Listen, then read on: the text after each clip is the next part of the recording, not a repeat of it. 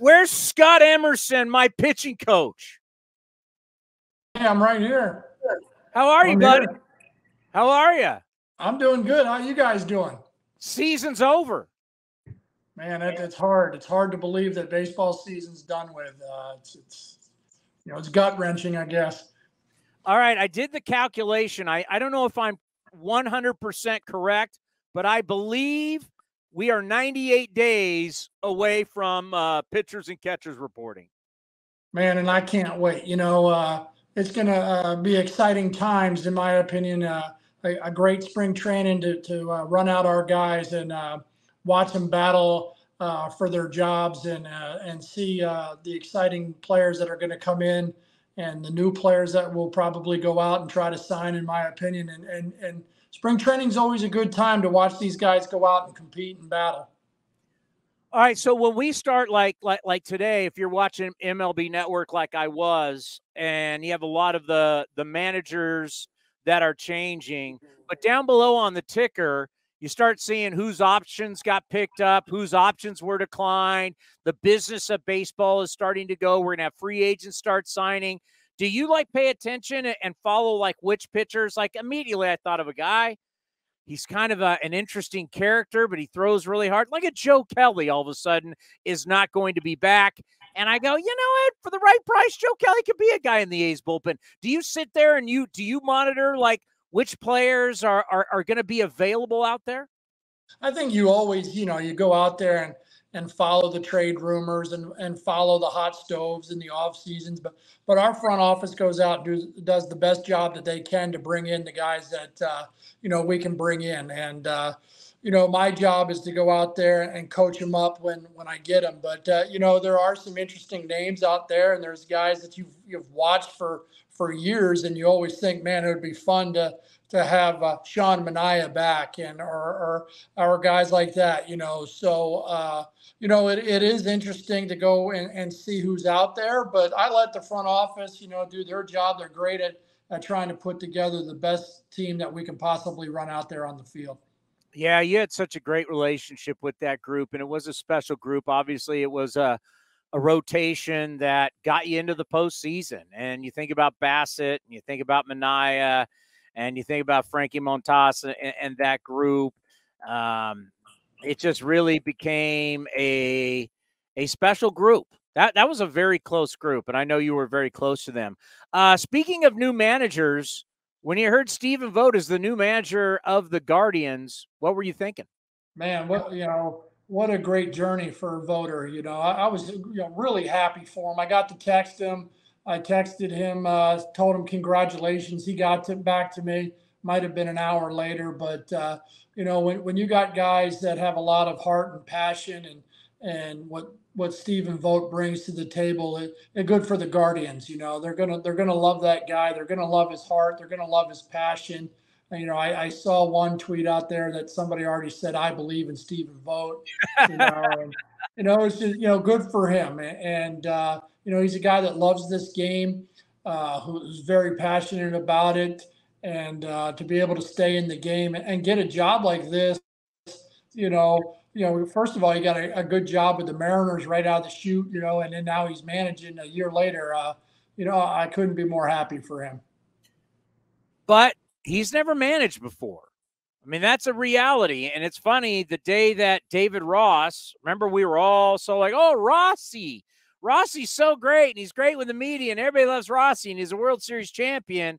On the day that a catcher with no experience gets fired, he's a catcher with no experience gets hired. He's going to need a lot of help.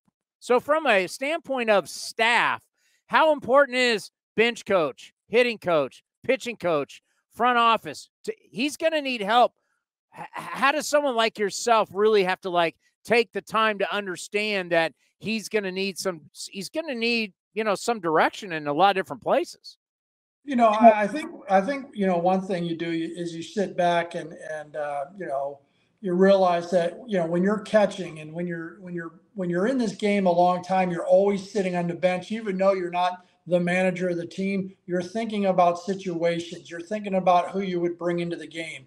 I'm constantly thinking about the pitching. and how we're going to play this strategy and how we're going to move into something. It's the manager's job to manage the game, and we have great communications before the game about what we want to do. And then my job is to kind of, if Kotz says, hey, let's go in this direction. If we talked about doing something different before the game, I want to remind him, hey, remember we talked about this before the game, because the game comes at you really quick. And that's what, in my opinion, the managers use their coaches for during the game, is trying to reinforce, the plan that we talked about before the game. And yeah, there are some gut moments where you go with your gut, but the data, that's the first thing we always start with the data. How are we going to play this game? The first thing that voter has to do, in my opinion, is when he gets his staff together, is talk to him about how we're going to play this season out. What's our process? How we're going to play this game? Whether you want the pitchers to pitch to the big side of the field, 7, 8, 9, or you want them to pitch to their strengths and go after the hitter in that type of way. So you always have to understand what that manager wants. The manager's job is to manage the game. The coach's job is to coach the players and get the most out of their ability to play the game. And then hopefully you collaborate before the game, help out the manager how you're going to do things, whether the hitting coaches and the bench coach are talking about when we're going to use pinch hitters. We're talking about with the bench coach and the pitching coach to the manager when we're going to bring in certain matchups. Who's available today. That's one thing a lot of people don't understand, is not every reliever is available each and every day. No doubt. When is it a good time to, you're down 4, you might go to somebody else to hopefully he can just finish the game and save the rest of the bullpen. Voters going to go out of the chute like anybody else and want to win as many games as you possibly can. You just, like I think we talked about on that last episode, how do you manage that bullpen? And that's where you use your resources, and that's your analytic department and your coaching staff. That's a great point. You mentioned people don't know, but correct? Yeah, each and every day, during our throwing program, myself and the bullpen coach are walking the line. We do have a usage sheet that we use as a guideline that tells us whether the guy should be capable of pitching or not pitching, but communication with the relievers of how you're feeling today. Sometimes, some of those guys, and I want them to be honest, some of those guys will go, I think I can give you an inning. Then you start to know, okay, I got to be smart enough to know that verbiage is probably, he's not really sure of himself. Some guys will say, hey, today. And some guys will say, I feel great. I'm ready to rock and roll. So you start understanding their verbiage. And, some guys will kind of tell you, let's go back to Liam Hendriks when he pitched that game against the White Sox and he went 2+ innings. The next day he told me, I don't feel great. I can give you an inning, but I don't feel great. And we went with Liam anyways, and that was the day he was throwing 100 miles an hour, and he saved the last game against the White Sox, and we moved on to the next round. I think at that point in time, Liam feeling it at 80% was just good enough for us to use him to save the game. Then don't you think it would be helpful to tell the post-game show guy who's available, who's not? So when all the callers call after the game and complain that this guy didn't get used and this guy didn't get used, I could then say, well, there's a reason. Well, I think, Townie, you played this game. You're smart enough. You could probably cover it and say, hey, this guy pitched 2 days in a row. They probably didn't want to go for a third day in a row. Fans don't care. They go, he's getting paid millions of dollars. He should throw every game.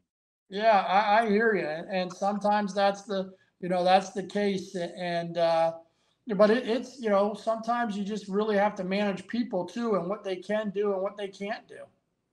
All right, this one thing I wanted to get into. And I thought about it. I was in Reno this weekend. It was our guys' football trip, and we were betting football weekend. And just looking at the numbers, and I know we talked about this a little bit, but the teams that score first this postseason were 32-9. Folks, that's a 780 winning percentage. If we were winning gambling at a 780 percentage, we'd be billionaires, right? A gambler wins, a successful gambler is like 52% of the time. If you're winning as any sports team, 780 is incredible. I hear all the time how long the season is. Well, an NFL season's long, NBA, they're all long now. Is there a way from a mental standpoint to really throughout a season keep the urgency? Because to me, when I saw the Braves the last 2 years, I see the Dodgers the last 2 years, they flopped. They have no urgency. They cruise into the postseason, and the other teams, they've got sharp knives. They're ready to go, and these guys, boom, boom, boom, they're gone. Is there a way to keep up the urgency in a baseball season, even though we play every day and it's a long season? Because, boy, when it comes time to play postseason baseball, the numbers say it. Score first, every out, every pitch, defense, field every ball. The teams that play with that urgency are the teams that do well in postseason play. Yeah, I think in the postseason, you're always trying to win every inning, in my opinion. Try to shut down inning, try to score a run. And like we talked about on the previous episodes, when you score runs and you take the lead, your pitchers feel a little bit more at ease, whether it's true or not. But when you're winning the baseball game, the pressure's on the team that's losing. So they have to fight to do more. That's why packing on runs is important. Sometimes moving runners over earlier in the game just to gain that advantage. Look, you just said the numbers. So what am I trying to do? Score first. Do anything you can to take that lead. In my opinion, even if it's early in the game, even if it's the regular season, always try to score first and put pressure on the other team. Yeah, so is there something that we could do from a standpoint with the players to make sure, especially teams that are really good, to like play those tricks, play those mental tricks, do something, and stop saying, hey, it's the dog days of summer, going, it may be the dog days of summer, but in a month and a half, you're in the postseason and it's a doggy dog world. So, and everybody's wearing milk bone underwear. Thank you, Norm. Cheers. But I mean, that's the way it is. So it's like, how do you keep urgency going through a long season? Can you do it? Is it even possible? Well, it's always trying to keep your players motivated to go out there and a lot of players and we're always playing for the name on the chest, but we're also playing for the name on the back, as well. My dad always told me, don't go out there and embarrass yourself. Play hard, give it everything you got each and every day. And if you look at like what the best players in any sport do, they're just relentless. Those are the guys that just go out there, and when you're down, they keep kicking you. They go after you. When Michael Jordan won championship 3, he held up 4 fingers. He was already ready to win another championship the next year. When he won championship 4, he held up 5 fingers. I'm going after number 5.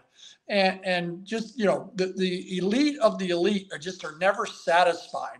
In my opinion, they just want to keep getting better and better. And those guys can get better because they have that ability to get better. So, in everything that elite athletes do, they want to win. You play a game of ping pong, they want to win. They want to get after it. They're not just playing to play, they're playing to beat you. And that mentality, from the best of the best makes them the best. When you now look at the postseason and you watched it, is there anything that you learned from this postseason? Well, man, you look at what the Texas Rangers did. They went out and got 2 players that play skilled positions and hit in their middle infielder with Marcus Semien and Seager. And then they went out and got one of the best free agent pitchers available in Eovaldi. And then obviously they got Max Scherzer. They went out and got DeGrom. Talent goes out there and competes each and every day. So, you're always trying to look for the best players. And then sometimes the best players just need more time. I look at our team, I look at our staff, and, they just need more time. We got guys that are, in my opinion, are going to be really good baseball players. They just need more time. And sometimes we're not patient because we want to win the World Series next year. Look, I'm going to leave the house for 8 months. Do I want to win the World Series? Yes. But most importantly, I want to stick to the process, get these guys as good as they're capable of being to give us a chance to win as many games as we possibly can. And then over time, we're just going to get better because we got some talent on this team. We got guys. We might not be World Series ready, but we're going to build that mentality. Mark Kotze comes in and does an amazing job of getting these guys motivated to play each and every day. And that's what we do. We go out and we play as hard as we can, and we're going to try to win as many games as we possibly can. Yeah, when you think about your starting pitchers next year, I know we've talked about it. And, if we're going to look at these numbers about how the bullpen is dominant and the bullpen gets you better numbers in the postseason than your starters do, that means you can't burn these guys out. You're going to need those bullpen guys to still have bullets in the gun by the time you get to the postseason. What's going to help you with that is your starters going deeper in games. What will those conversations be like? Because there was a lot of starts that didn't go very long for the A's last year. How do you preach going into spring training? How do you preach to these guys about their workouts and everything in the offseason? Like, you've got to get us more outs. You've got to give us more innings. Yeah, I think throwing quality strikes, having good command, being able to move the ball around, some balls in play early in counts, and then when you get to 2 strikes, you're able to go for that punch out. Obviously, guys that pitch to swing and miss, in my opinion, are guys that are just throttling that strike zone and pounding strikes the best they can, and their stuff is so good that they're going to get swing and miss. So you got to teach everybody to pound the strike zone, throw as many strikes as you possibly can. The more strikes you throw with plus stuff are the more swing and miss you can get outside the strike zone. The more strikes you can throw with average stuff and change speeds and keep hitters off timing are the more soft contact balls you're going to get in play. So obviously the object is, look, I really want our guys to just really focus on right now going 6 innings. Go 6 innings the best you can. Try to get 6 innings in 100, 105, even 110 pitches. Fill the strike zone up. But now, what's the process to do that? The process to do that is have quality command, change speeds, take the punch out when you can get it. And the more strikes we throw, the better we're going to be. If you look at our teams in the past, we just threw a ton of strikes. We threw a lot of strikes. We pitched to the edges of the plate. Did we throw some more balls down the middle, statistically speaking? Yes, we probably end up throwing more balls down the middle, but we were throwing more strikes. So we got to get this group to believe in their abilities to throw the ball first inside the box, and then second, pitch to the edges of the plate. Try to command the edges of the plate. Fastball is a pitch that can get hit, but it gets hit when you get it close to the middle of the plate.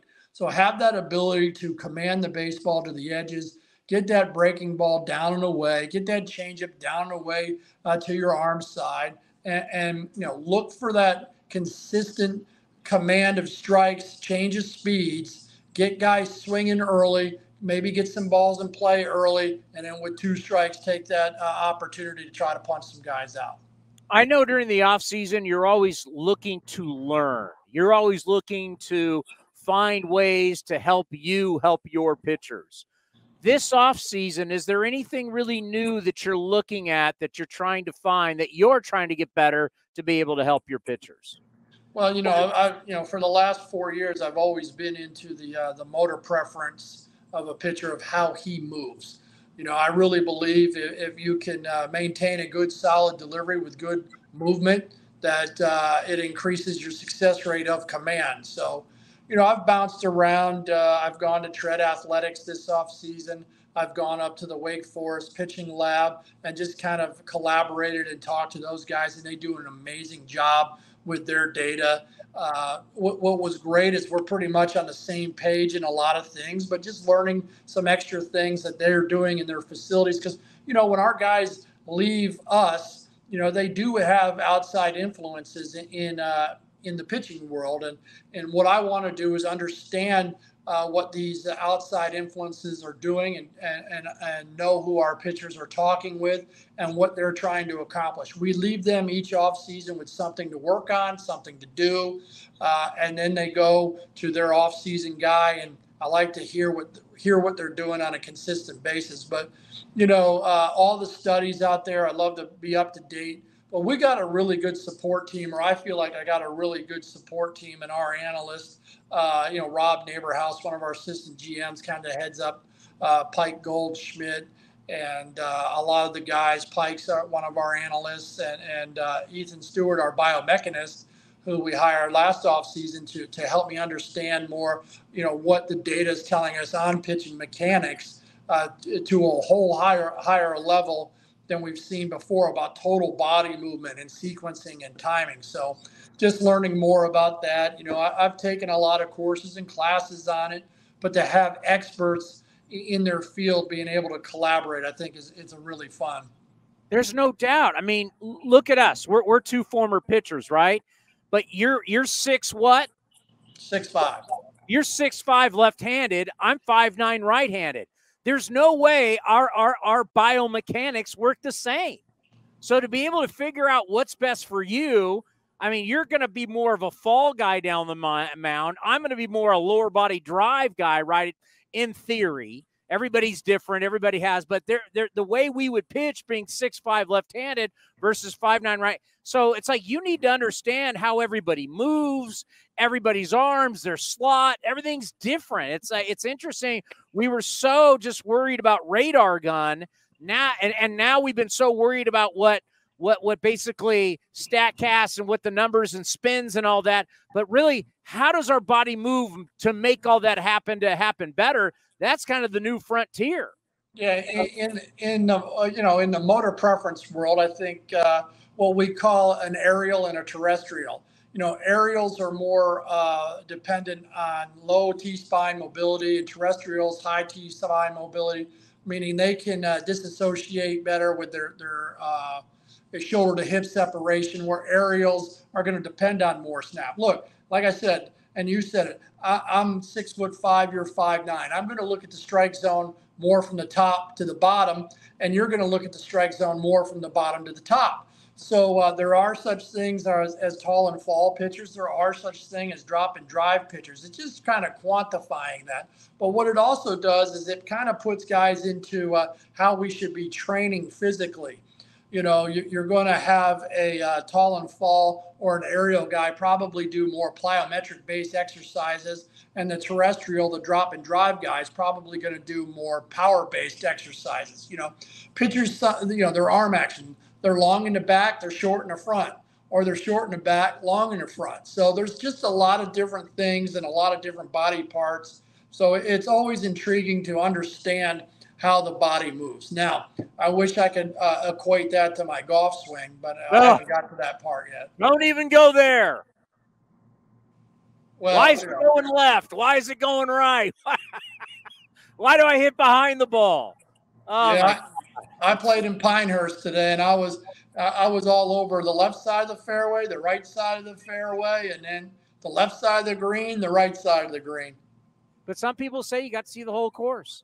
And I got it beautiful. I got to see the whole thing. And then there's the aspect. One of my old pitching coaches in college said to a guy, "Hey, you're the 10 man." And everybody's like, "You're the 10 man. Yeah, you need to go see the Wizard. You ever see the Wizard of Oz? You got to go find a heart, son." And everybody's like, "Wow." Sometimes we also got to find out what's in here. We got to find out pitchers. Like, you can throw 180 miles an hour and you can have everything.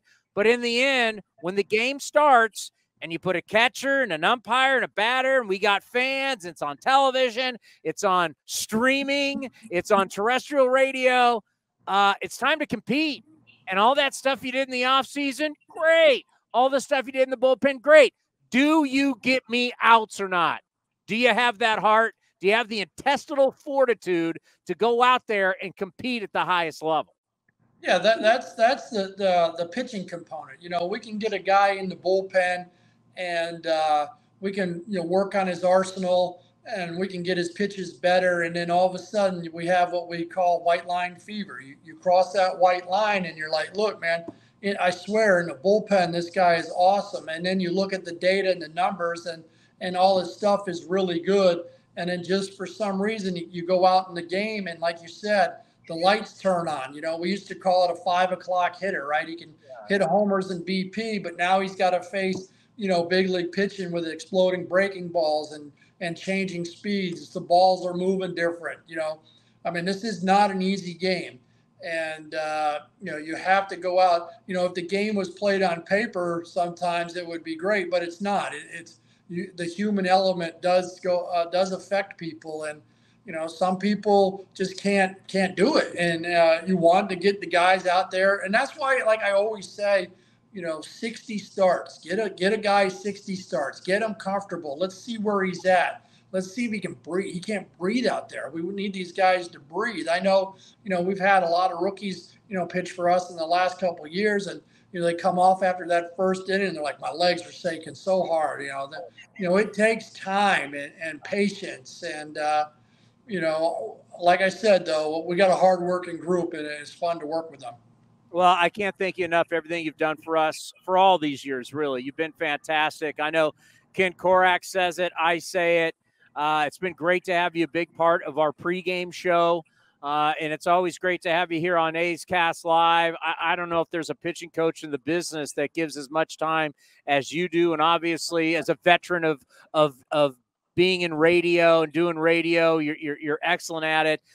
Thank you, really, from the bottom of my heart. Thank you, everything you do for us. Have a great Thanksgiving. Have a great Christmas. Keep your phone on. We'll reach out in a little bit, but thank you for everything that you've done, helping us through the postseason, through the season, and I'm excited for 2024. Yeah, me too. And I appreciate coming on. I love A's fans. I've been in this organization now, 21 years, and the green and gold is special. And we're just going to keep going out there and do the best we can and keep grinding. Well, you're a coach that cares. There's a lot of people that, you can talk about whatever you want to talk about, but how you feel about your pitchers, how you care about the players, how you care about their well-being, and you care about them mentally as much as you do physically, it really, really shows. And it just goes to the relationships that you've had with your pitchers, and that even though they may go to other organizations, they've told us, what you've meant to them in their careers, what you've meant to this organization. It's second to none. So you be well, my friend, and we'll talk soon. Thanks for having me. Scott Emerson, the pitching coach of your Oakland Athletics.